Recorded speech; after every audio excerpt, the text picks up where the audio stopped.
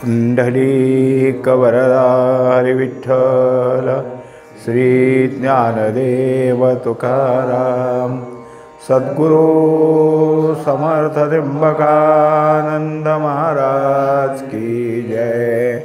माऊली ज्ञानेश्वर महाराज की जय।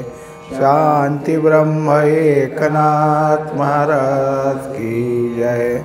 श्री गुरुदेव दत्त। आनंद लहरी 59 ओव्या झाल्या होत्या।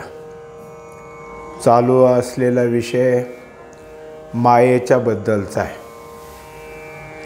आणि माया समजून देण्याकरता काल शेवटी सूत्रधारी म्हणजे कळसूत्री बाहुली याच्याबद्दलचं वर्णन आलं की ह्या बाहुल्या नाचवणारा पडद्याच्या आड असतो आणि बाहुल्यांचा नाच समोर दिसतो।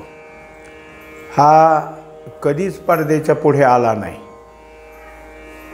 तरीही सगळा खेळ त्यांनीच केला, त्याच्या इच्छेप्रमाणे केला। तसा परमात्मा या सगळ्या मायेला खेळवतोय। आता ती माया त्याच्या सत्तेमुळं बाहेरचा खेळ सगळा दाखवते। अनंत पुतळी आते दावीत, संहार स्वेच्छा करीत, अज्ञानाते साच दिसत, नसे मेले जीत ते ठाई। अजून तोच विषयाचा थोडासा उपसंहार करू लागले की ह्या सगळ्या पुतळ्यात आणि त्यांचा खेळ करत असताना काही त्यांनी खेळामध्ये युद्ध दाखवलं। मग एक बाजू अशी होती की पराक्रमी, आणि त्या पराक्रमात त्या बाजूनी पुढच्याचा काय केला, पराभव केला। पण नुसता नाही पराभव, तर कित्येक सैन्य त्यामध्ये मेलं गेलं, कित्येक सैन्याचा संहार झाला। अज्ञानाते साच दिसत, पण हे सगळं बघणारे जे असतात त्यांना हा बाहुलीचा खेळ आहे हे विसरतं आणि त्या खेळाशी एकरूप झाले म्हणजे आपण बघतोय ते सत्य की काय असं त्याला वाटतं। तेव्हा आता सांगितलं हे अज्ञान आहे, कारण या सगळ्या गोष्टी मिथ्या असूनसुद्धा त्या सत्य जो धरतो तो अज्ञानी असतो। याच्यात हा सगळा संहार जरी होत असलेला दिसत असला तरी कुणी मेलं नाही, आणि जे पराक्रम करून मागं राहिले तेही जिवंत आहेत असं नाही, त्या शेवटी बाहुल्याच आहेत। दाखवी नाना सुख दुःखाते, हे होय कवणे कवणाते, एकावी न दुजे नाही तेथे, पाप पुण्य ठाव कैचा। एकंदरीत पाहायला गेलं तर जसा एखादा मनुष्य झोपेत स्वप्न पाहतो आणि स्वप्नामध्ये त्याचे जे काय होत असतील ते व्यवहार होतात किंवा त्याला जे काही दृश्य दिसायची ती दिसतात, त्यातली काही दृश्य अनुकूल असल्यामुळं सुख होतं, काही प्रतिकूल असल्यामुळं दुःख होतं। पण हा काही स्वप्नात साहित्य घेऊन गेलेलं नाही की जे स्वप्न सगळं पाहायला। कोण बनलं तोच बनला, स्वप्नातले सगळं दृश्यभास कोण बनतो तो तोच। तसं हे सगळं काय आहे की तो एकच आहे, एकेवीन दुजे नाही तेथे, एकच हे सगळा बनलेला आहे आणि तोच या सगळ्या खेळातून सुखदुःख निर्माण केलीत अशी दाखवून सुखदुःखाला भोगाला प्राप्त करायला लावतो। ते कोणाला, जे अज्ञानी आहेत त्यांना। तैसा भगवंत लीलावतारी, चिदाकाशीच्या मंडपा भीतरी, मायापट लावोनी माझारी, प्रभा अंतरी स्वरूपाची। त्याप्रमाणे भगवंतानी हे सगळे जगत आणि जगताच्या चाललेल्या उलाढाली ह्या सगळ्या भगवंताच्या लीला आहेत आणि त्या सगळ्या दाखवणारा कोण आहे, तर हे सगळं जे काय असणारं चिदाकाश आहे, त्या चिदाकाशाखाली अनेक प्रकारच्या ह्या मायेचा पट मांडून मायेच्या पडद्यावर हे सगळे जगताचं चित्र चाललेलं असतं आता काय आहे की जगताचे सगळे जे खेळ आहेत ते व्यावहारिक सत्यानं आपल्याला सत्य वाटतात. आपल्याला म्हणजे कोणाला आता व्यवहार सत्य आहे आणि व्यावहारिक सत्ता ज्याच्या ठिकाणी पक्की आहे त्याला मात्र हे सगळं वाटतं. पण हे सगळं भगवंतानी आपल्या प्रभेवर, आपल्या प्रकाशावर एवढ्या सगळ्या लीला करून दाखवलेल्या आहेत. नाना याती नाना वर्ण, नाना कर्मे पाप पुण्य, सुखदुःखादी भोग दारून करूनी आपण निराळा. अनेकाच्या ठिकाणी अनेक प्रकार आहेत. आता ह्या सगळ्यामध्ये कितीतरी जाती दाखवल्या, नाना याती आणि नाना वर्ण. त्या यातीमध्ये वर्ण आहेत, उच्च नीच मध्यम, हे सुद्धा सगळं आहे. मग या सगळ्या गोष्टी मांडायच्या आणि ज्याच्या त्याच्या वर्णाप्रमाणे ज्याचं त्याचं कर्म करायचं. आणि ते कर्म करत असताना कोणतंही कर्म करा, सत्कर्म जरी ते असेल तरी सत्कर्माच्या पाठीमागं थोडासा तरी काय असतो, दोष असतोच. कोणतंही सदोष आहेत सगळे, कुठले कर्म झालं तर सदोष आहे. म्हणजे दिवा लावला तर घरात प्रकाश आहे ना, पण त्या चिमणीची काजळी जिथं दिवा लावला आहे तिथं सगळी बनलेली असते. अर्थात दिव्याच्या ठिकाणी प्रकाश देण्याची शक्ती जरी असली तरी काजळी तिथूनच बाहेर पडते. तसं हे सगळं आपल्यापुढं दिसत असलं तरीसुद्धा काहीतरी त्यात आहे. आणि ते पाप पुण्य म्हणजे पुण्यात्मक किती जरी कर्म होत असले तरी पापाची काही आहेत. पण मुळातच मनुष्यदेह पाप पुण्य मिश्रणातून निर्माण झालेला. त्यामुळं त्याच्या हातून काही असेच आहेत, काही योग्य कर्म घडतात, काही अयोग्य घडतात आणि काही मिश्र कर्म घडतात. योग्य अयोग्याच्यातलं मिश्रणाचं हे घडतंच आणि त्यामुळं त्याचं पाप पुण्याचं भांडवल पुढं साचत असतं. करोनी आपण निराळा.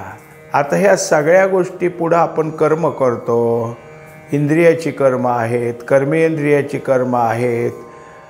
पण ह्याला परमात्म्याचं ज्ञान असल्याशिवाय कसं होईल? डोळा काय उगीचच पाहिल का? त्याला दृष्टी देणारा चैतन्य पाहिजे, कानाला चैतन्य पाहिजे. मग हे सगळं पुढचं व्यवहार होतो, हा त्याला सत्ता देतो. आणि पुढच्यानं चुकीचं झालं तरी चुकीचं. जसं काय असतं की काही वेळेला असं आहे की एखाद्या गोष्ट होत असली आणि हे थोडीशी चुकते असं वाटलं तरी मुद्दाम पाहायचं नाही त्याच्याकडं. कधीतरी ह्याला कळेल आणि मग आपलं चुकलं हे त्याला कळेल. असं समजून भगवंतानी काय केलं की ज्याची त्याची कर्म जशी तशीच ठेवली आणि जो तो ज्या ज्या कर्माप्रमाणे पाप पुण्याचा संचय करत राहतो तसं तसं त्याच्या पुढं त्याचे काय आहे की पुन्हा निर्माण होतात. मग हे सगळं पूर्वकर्म आणि आता पुढं आलेले. मग ते कर्म त्या सगळ्या पुढं आपल्याला काय आहे, उपभोगाला म्हणजेच भोगाला पुढे येतात. मग ते भोग आपल्या पुढं आहेतच. तो जैसे जैसे चेष्टवित तैसी तैसी भूते नाचत, सर्वही करविता भगवंत पाप पुण्य हे कवणासी. आता हे सगळं करायला पुढचा जो मनुष्य आहे त्याच्या सगळ्या होत असलेल्या क्रियेला भगवंतच कारण आहे असं दाखवलं. पण आहे असं की जसं जया जे कर्मसूत्र मांडवनी ठेविले स्वतंत्र, तो तिये गती पात्र होची लागे. भगवंतानी ज्याचे त्याचे खेळ ज्याच्या त्याच्या पुढं मांडले, पण पूर्वसंचिताप्रमाणे मांडले. भगवंताला इच्छा झाली ह्याला आता पापाचंच काम करायला लावायचं असं नाही. त्याचं पूर्वकर्म आहे की त्याला त्या प्रकारचा दोषयुक्त कर्म करायला भाग पाडते. झाले कर्म, जे केले कर्म झाले तेची भोगा आले. उपजले मेले ऐसे किती, जे कर्म केलंय तेच. म्हणजे भगवंताला ईश्वर रूपानं काही करायचं नाही. कारण काय, जे काय होतंय त्यात त्याच्याकडं काय आहे, कृतप्रणाश आणि अकृताभ्यागम ह्या दोन गोष्टी पाळलेल्या आहेत. ज्यानं जे केलंच नाही त्याला ते भोगायला द्यायचं नाही, आणि ज्यांनी केलंय त्याच्याकडून ते फेडून घ्यायचंच. पाप पुण्य बोलणे, जैसे शेता माझी बुजवणे, तेथे नसे साचपणे, व्रथा भिणे वनचरी. आता एकंदरीत पाप पुण्य हे जे काय आपल्या पुढं मांडलं ते कुणी मांडलं? मांडलं म्हणजे वेदांनीच मांडलं. कारण पापाचं भय निर्माण झाल्याशिवाय, पापफळाचं दुःखच निर्माण झाल्याशिवाय तुम्ही परमात्म्याकडं कसं वळाल? परमात्म्याकडं वळायचं असलं तर पाप पुण्य दाखवावं लागल. पुण्य हे अत्यंत वाईट आहे, दुःख रूप देणारे, हे शिकवावं लागल. पुण्य तुमच्याकडं काय आहे की चांगल्या प्रकारचं स्वभोग देणार आहेत, हे वेदाने मांडण्या केल्या, पण जीवाच्या हितासाठी केल्या. तसं पाहायला गेलं तर पाप पुण्य नावाचं काहीच नाही. आणि हे जर सगळ्यालाच कळालं, कुणालाही कळालं तर स्वैराचार होईल. कशाचं पापन काय काय करायचं, कसं हे वागू द्या, असं होऊन बसल. म्हणून या सगळ्या गोष्टीमध्ये वेदानं त्या गोष्टी मांडल्या की तुम्हाला तुमच्या सगळ्या गोष्टीतनं यथास्थित वागायचं असेल तर हे पाप पुण्य, आणि पाप तुम्हाला त्रासदायक आहे, तेव्हा या पापातनं मुक्त व्हायचं असेल तर पुण्यकर्म करा. आणि पाप आणि पुण्य दोघातनंही मुक्त व्हायचं असेल तर तुम्ही मुक्त व्हाल, पण हे करावं लागेल. हे सांगण्याकरता मांडलं. तसं पाहायला गेलं तर ज्ञानाच्या दृष्टीने दोन्ही नाही, पण हे ज्ञानी आला आहे. ज्ञानी आला पाप पुण्य काही नाही. तैसे ते अज्ञानी जन, तयासी दिसे पाप पुण्य, जे जीवनमुक्त सज्ञान, तयासी त्रिभुवन मुक्त दिसे. तेव्हा आता जे जे काही आहे मुक्त झालेले त्यांच्या ठिकाणी काही नाही. मग आता आम्ही शिवोहम शिवोहम मागच्या ह्याच्यात जसं दाखवलं त्यांनी की मी शुद्ध रूप आहे, मला कशाचंच काय उरलं नाही, मग मला पापही नाही पुण्यही नाही, विधी नाही निषेधही नाही, पण हे खरोखरच ब्रह्मस्वरूप झालं आहे त्यांना. म्हणून जीवनमुक्त ब्रह्मरूप आहेत, आणि ब्रह्मरूपाला काहीच कशाचंच बंधन नाही. ब्रह्मरूपा बंधन नाही, ते मुक्त झालेत. याचा अर्थ कसंही वागून कसं जमेल, कारण त्यांचं वागणं जर पाहिलं तर मागून सगळे जे काही त्यांच्याकडे पाहणारे ते तसे वागतील. म्हणून ज्ञानियालासुद्धा म्हणजे सर्व लोकाला आचरण शिकवण्याकरता ज्ञानियासुद्धा आचरणात वागत असतो, आचरण सोडून वागत नाही, माहीत असूनसुद्धा. कारण जसं जसं मोठे वागतील तसं तसं लहान त्यांच्या पाठीमागं जातात, त्याप्रमाणे वागतात. म्हणून जो केवळ जाणता तो मायेचा नेणता, साधू भगवंताच्या ये समता, म्हणोनी बद्धता न घडे त्यासी. एकंदरीत ज्यांच्या ठिकाणी ज्ञान पूर्णत आहे त्यांच्या ठिकाणी मायेबद्दलचं काहीच उरलं नाही. माया हा शब्दसुद्धा त्यांच्याकडं नाही, माया म्हणून काही नाही. आणि ते जे काही आहेत साधू, ज्यांना हे मायेचं भय आणि माया उरली नाही, ते भगवत स्वरूप झालेत. म्हणजे त्यांच्या ठिकाणी भगवंताची स्थिती निर्माण झाली. ब्रह्म म्हणजे कोण? तर भगवंतच. आणि हे ब्रह्मपदाला गेले म्हणजे भगवंत स्थितीला आले. आता जसं भगवंताला माया नाही तसं यांनासुद्धा माया नाही. त्यासी माया मिथ्या कळली पाहो,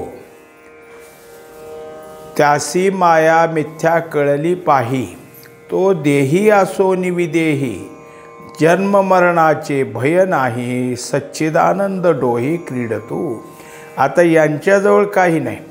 म्हणजे आत्ता जरी असेल काय की त्यांचा देह, तरी त्यांना मायेचं स्वरूप मिथ्या आहे कळालं.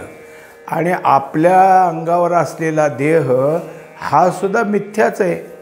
पण याला घेऊन आपण काही ना काहीतरी काय करतो आहे, जगातले इकडं तिकडं फिरण्याची तरी कामं करतो आहे, जगाचा उद्धार करण्याची तरी कामं करतो आहे. म्हणून त्यांनी त्या देहाला की जो मिथ्या आहे असं ठरवून तरी वागवलं आहे. मग त्यांना काय असतं आता, तर त्यांना भयच नाही, जन्ममरणाचं भय नाही, सच्चिदानंद स्वरूप आहेत. म्हणून तर नारदाला लोकांनी सांगितलं होतं की इथं वाले आहे, जाऊ नका ह्या बाजूला. म्हणले काय करतोय बघू, अरे भयच नाही. त्याच्या पुढे गेल्यावर त्यांनी काहीतरी आरडाओरडा केला असेल की, पण नारद तरी भिले नाहीत. मग हे तो कशाकरता करतो असे उलटे प्रश्न त्याला विचारले. तो पाहत होता की येतील ते किती थरथर कापायचे. त्यांच्या ठिकाणी आता काय आहे की आपण त्यांना काय करायच्या तर निम्मे मेलेले असायचे भीतीने, आणि हे तर आपल्याला काय आहे उलटं जाब विचारतात. म्हणजेच काय झालं, जन्ममरणाचं भय नाही. मग तेच त्या ठिकाणी जाऊ शकतात. असं काय असेल त्याच्याशी काय आहे मुकाबला करू शकतात. जयासी नाही आत्मज्ञान, तयासी देहाचे बंधन. नाना दुःखे भोग दारून जन्ममरण भोगवी. आता परत असं दाखवलं की ज्यांनी काय आहे आत्मज्ञानाला स्पर्शही केला नाही. आत्मज्ञान याचा अर्थ आत्माच आहे ह्याचंही ज्ञान नाही, आत्म्याचं अस्तित्वाचंच ज्ञान नाही. मग त्याला काय आहे असत आणि अभान ह्या दोन्ही आवरणाने ग्रस्त केलेला आहे. तो जो आहे त्याच्या ठिकाणी काय आहे देह, त्या देहाला माझेपणा, त्या देहाला जे काही वस्तू गोळा केल्यात त्याला माझेपणा, ही सगळीच बंधनं त्यांनी स्वीकारलीत. मुळात देहाचं बंधन आहे आणि देहसंबंधानं जे गोळा झाले त्याचं बंधन आहे, आणि त्यामुळं त्या बंधनानं हा काय करत असतो, दुःख भोगत असतो. आणि ह्याच दुःखाचं फळ शेवटी काय असेल तर जन्ममरण. जे सद्गुरूचे अंकित, तयासी देह दुर्लभ बहुत. स्वरूपी होवो निरत, सुखे भोगित स्वानंद. आता ज्यांच्या ज्यांच्या ठिकाणी सद्गुरूचंच काय झालं आहे की ते जे म्हणतात तेच त्यांना प्रमाण झालं. जसं हरिपाठ सांगतो की मोक्ष रेखे आला, मोक्ष भाग्य विनटला, साधूचा अंकिला. आता इथं ते दाखवायचं सद्गुरूचा अंकिला, त्याच्या ठिकाणी मोक्षच आहे, आणि त्याच्या ठिकाणी देहाबद्दलचा भाव नाही.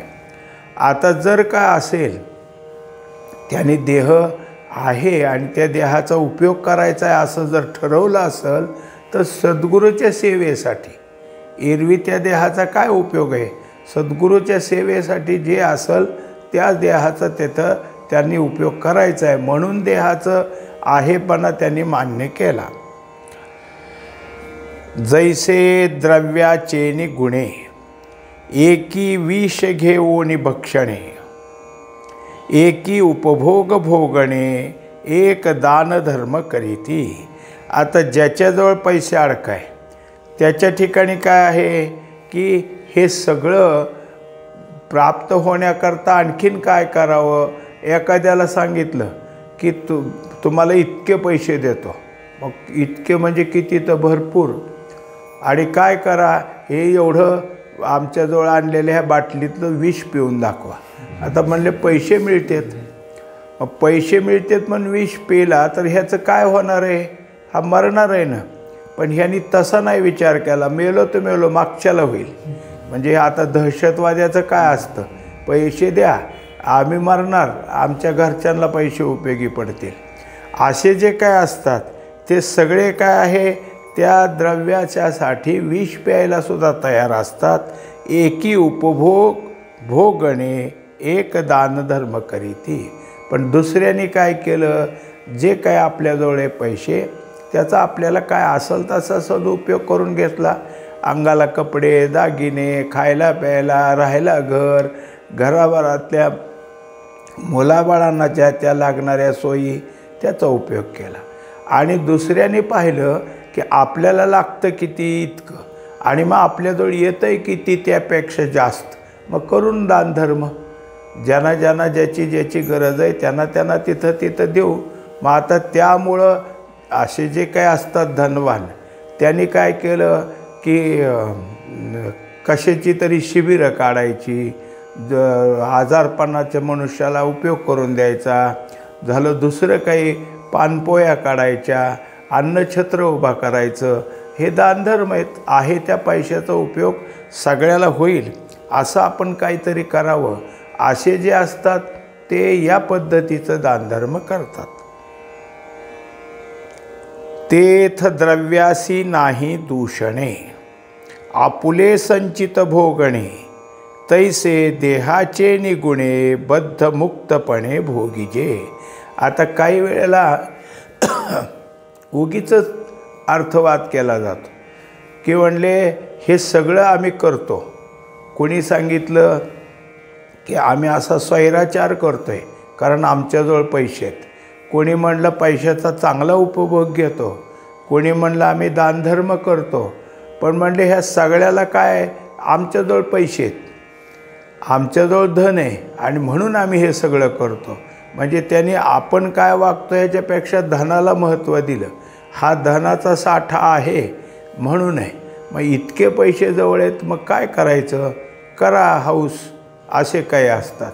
इतके पैसे जवळ आहेत मग दुसऱ्याला उपयोग करा, असे काही असतात. पण या सगळ्यातून त्यानं त्या पैशाकडं पाहून देहाचे जे काही असेल ते विचार केले, त्यामुळं ते बद्धमुक्ततेमध्ये गुंतले. जे नाना पातके करीत त्यासी देह काय करा म्हणत, का जो श्रीहरीशी शरणागत तयासी सांगत देह काही. आता वर जर सांगितलं की पैसे म्हणत नाहीत असं वागा, तसं देह म्हणत नाही तुम्ही हे करा, सगळं सुखाचं असायला मला सगळं द्या. एका माणसाला सगळं धनलाभ भरपूर घरात आणि ते पोरगं काही करतच नसायचं, त्याचं उगीचंच आपलं भिंडून राहायचं. मग आता ह्याने काहीतरी करावं असं वाटायचं पण काहीच नाही. शेवटी त्याच्या वडिलांनी लिहून ठेवलं मृत्यूच्या वेळेला की सावलीतून रानात जात जा आणि सुखाचं करून खात जा. झालं, ह्याने आज जितकी शेती लांब होती घरापासून तिथपर्यंत पत्रे ठोकून सावली केली आणि त्याच्यातून जायचा. घरी रोज पक्वान्न करून खायचा. आता ते संपायला लागलं ना, म्हणलं हे संपायला लागलं ना, असं तर लिहिलं आहे. मग त्याचे मित्र वडिलाचे होते, त्यांना दाखवलं आहे कसं लिहिलं आहे बा. अरे वेड्या, सावलीतनं जात जा म्हणजे सूर्य उगवायच्या आधी जात जा, मग तू तिथं दिवसभर कर आणि चांगलं खात जा म्हणजे तू काम कर, मग तुझ्या ताटात जे येईल ते तुला गोड लागेल. मग भाकरी असू दे, आणखीन चटणी असू दे, कशी गोड लागते बघ, ह्यालाच चांगलं जेवण म्हणायचं, ह्यालाच मिष्टान्न म्हणायचं, बाकीचं नाही. म्हणजे त्याला जे सांगितलं होतं ते नीट कळालं नव्हतं. तसं जे काही आपल्याला दिलं आहे, देवे दिला देह भजना गोमटा, हे आपल्या लक्षात येत नाही आणि आपण दुसरंच काहीतरी करतो. जे नाना पातके करीत त्यासी देह काय करा म्हणत, का जो श्रीहरीशी शरणागत तयासी सांगत देह काही. आता ज्यानं अनाचार केला, विरुद्ध वागले, पापमार्ग धरला, त्याला देहानं सांगितलं नाही. आणि ज्यांनी भक्ती केली, भगवंताकडे जाण्याचा प्रयत्न केला, साधूची संगती धरली, साधूची सेवा केली, त्याला देह म्हणलं नाही तू चांगलं वाग. हे ज्याच्या त्याच्या विचारात आणि विवेकातल्या गोष्टीत. हा विवेक कोण्याही मनुष्याजवळ सहज येतो असं नाही, त्याला कुठंतरी संगतीच लागावं लागते आणि पूर्वपुण्य असावी लागते, मग मात्र आपली साधूची भेट होते. नाथ महाराज त्यांच्या हरिपाठात सांगतात की स्वहिता कारणे संगती साधूची. तुम्ही काय करा, तुमचं स्वहित साधायचं असलं तर साधूची संगती करा. देह पाहता अचेतन देहासी कैचे दूषण, जो देहासी चेष्टवी जाण सुख दुःख भोग त्या लागी. एकंदरीत देह हा अचेतनच आहे. मनुष्याच्या ठिकाणी कसं असतं पहा, आपण जर रोज पहाटे 5ला उठायची सवय लावली तर गजर न वाजतासुद्धा आपण उठतो, कारण देहाला सवय लागते. आणि तुम्ही जागा झाला, गजर बंद केला आणि पुन्हा झोपला तर 2 दिवसानं तुम्हाला जागच यायची नाही. याचं कारण देह जसा तुम्ही एकदा सवय लावाल तसा आहे, त्याच्या ठिकाणी काही नाही. तो जो काय अचेत आहे नाही त्याला काही करायला लावायचं तर आपण आपल्या प्रमाणे, म्हणून त्याला निष्करण, त्याला दोष का द्यायचा की या देहामुळं माझं असं होतं आहे, तसं काही नाही. तर जो देहाशी चेष्टवी जाण, तर देहाला कोणत्या ह्याच्यातून करायला लावावं काय. असं सांगतात, गावाला जायचं असलं तर राजमार्ग आहे आणि आडमार्ग आहे, पण जो आडमार्गाने जाईल तो नाही का त्याला त्रास कितीतरी होईल, आणि राजमार्गाने जाईल त्याला सोबत भेटल, रस्ता चांगला असेल. हे दोन्ही म्हणजे आपणच कुठला मार्ग निवडायचा आहे ते ठरवायला पाहिजे. जैशी काष्टाची पुतळी केली, सर्व इंद्रिये निर्मिली, तरी चाळीते विण झाली प्रेतरूप. आता त्याच्याकरता सांगितलं की लाकडाची बाहुली केली आणि ती बाहुली अचेतनच शेवटी, पण त्याला जर काय एखाद्याने काय केलं की छानपैकी सजवलं, आणखीन बसायला चांगलं सिंहासन केलं आणि त्या सिंहासनात बसवलं चांगल्या उच्च ठिकाणी, आणि दुसऱ्याने विचारलं काय हे म्हणले राणी. मग त्या हे असूनसुद्धा त्याला राणी म्हणलं तरीच उपयोग येईल की, म्हणजे बोलण्यातला. कारण का तुम्ही त्या पुतळीकडे कसं पाहताय ते, वास्तविक त्याला काहीच नाही. त्या बाहुलीला एका कोपऱ्यात टाकून दिलं तरी ती काही म्हणणार नाही, आणि उचलून कुठं नीट ठेवली तरी काही म्हणणार नाही. तिचं सगळं जरी असलं तरी ती आपल्या चालण्यावर, आपल्या वागवण्यावर आहे, नाही तर प्रेतरूप आहे. चाळीता बैसे अंतरी, ओढी इंद्रियाची दोरी, मग प्रवर्ते व्यापारी सूत्रानुक्रमे. आता याप्रमाणेच आपला देह, त्याची वाटचाल जे काही आत असेल तसं, त्याच्याप्रमाणे इंद्रिये, त्याच्याप्रमाणे आतलं मन बुद्धी, आणि मग आपले जे काही व्यापार असतात त्या व्यापाराचं सूत्र काय त्याप्रमाणे ते चालत असतात. तेत सुख दुःख अवस्था, कैसी घडे पुतळ्याच्या माथा, तो आंतरी चेष्टविता तोच करता सर्वही. आता एखाद्या काय आहे की बाहुली लाकडाची, आणि एकाने काय केलं अशी जोरात फेकली, पण ती लागली मांजराला, आणि ते फटका असा लागला की मांजरच मरून पडलं. बाहुलीला पाप लागलं, मला काय करायचं, हे काय माझं काम आहे का, हे बाहुलीने केलं. म्हणजे असं जर म्हटलं तर त्या बाहुलीला काय त्याचं, तू काही करशील आणि ते बाहुलीवर येईल, असं होत नाही. त्यामुळं तिच्या माथ्यावर हे फोडून काय, तुमच्याकडून झालं तेच, बाहुली काही करत नसते. तैसे देह अचेतन, त्याते चालविते मन, सर्व इंद्रिये त्याचे अधीन, स्वामी जाण तयाचा. याप्रमाणे ह्या सगळ्या देहामध्ये मुख्य जर कोण असेल तर ते मन आहे, आणि मन काय करतं, अनेक प्रकारच्या कल्पना करतं, इच्छा जाग्या करतं, त्याप्रमाणे इंद्रियाला वागायला लावतं, आणि मग तसं चालतं. मग त्याच्याकरता काय आहे की मन मुख्य आहे. तुम्हाला अनेक वाटेला लावणारं मनच आहे, पापाचरणाला लावणारं मन आहे, आणि परमार्थकडे घेऊन येणारं मन आहे. म्हणून मनासाठी सांगतात, मन करा रे प्रसन्न, सर्व सिद्धीचे कारण, मोक्ष अथवा बंधन, सुख समाधान दे. आता या सगळ्या मनाला जर काही तुम्ही प्रसन्न करून प्राप्त करून घ्यायची परमात्म्याकडची ओढ जर लावली तर सुख समाधान मिळेल आणि मोक्षाकडे ते जाईल. पाप पुण्याची कल्पना, संकल्प विकल्प उठती मना, विसरोनी आत्मज्ञाना जन्म मरण भोगिती. आता हे मन जसं संकल्प करतं तसं विकल्पही करतं. एखादी गोष्ट करा आपण सांगितलं तर विकल्प करतो, नाही झालं तर, वाईटच झालं तर, अमुकच झालं तर. हे जसं आपल्या ठिकाणी उभा राहिलं आणि संकल्पाप्रमाणे वागलो, विकल्पाने जागृती दिली तरी ऐकलं नाही तर जन्ममरण भोगावं लागेल, अनेक यातना भोगावी लागतील. पुंडलिक वरदा हरी विठ्ठल. श्री ज्ञानदेव तुकाराम सद्गुरु समर्थ त्र्यंबकानंद महाराज की जय. माऊली ज्ञानेश्वर महाराज की जय. शांती ब्रह्म एकनाथ महाराज की जय. श्री गुरुदेव